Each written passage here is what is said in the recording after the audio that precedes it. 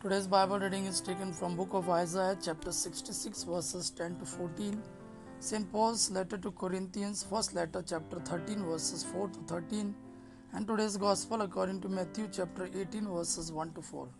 Book of Isaiah chapter 66 verses 10 to 14.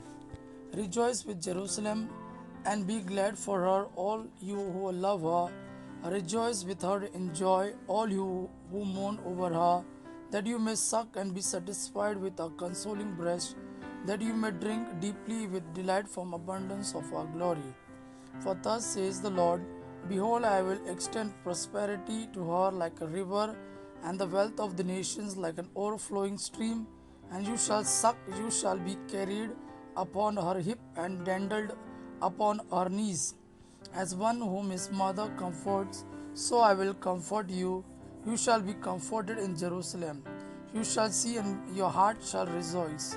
Your bones shall flourish like the grass, and it shall be known that the hands of the Lord is with his servant, and his indignation is against his enemies. Today's second reading, St. Paul's first letter to Corinthians, chapter 13, verses 4 to 13. Love is patient and kind. Love is not jealous or boastful. It is not arrogant or rude. Love does not insist on its own way. It is not irritable or resentful. It does not rejoice at wrong, but rejoices in the right. Love bears all things, believes all things, hopes all things, endures all things. Love never ends. As for prophecies, they will pass away. As for tongues, they will cease. As for knowledge, it will pass away. For our knowledge is imperfect and our prophecy is imperfect. But when the perfect comes, the imperfect will pass away. When I was a child, I spoke like a child, I thought like a child, I reasoned like a child. When I became a man, I gave up childish ways. For now we see in a mirror dimly, but then face to face. Now I know in part, then I shall understand fully, even as I have been fully understood. So faith, hope, love abides, these three, but the greatest of this is love. Today's Gospel according to Matthew chapter 18 verses 1 to 4. The disciples came to Jesus saying, who is the greatest in the kingdom of heaven?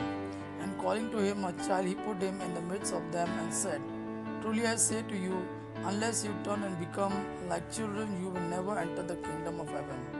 Whoever humbles himself like this child, he is greatest in the kingdom of heaven. Gospel of our Lord Jesus Christ. Praise the Lord Jesus Christ. May God our Father and His Son Jesus fill you with His mercy, peace and love. Amen.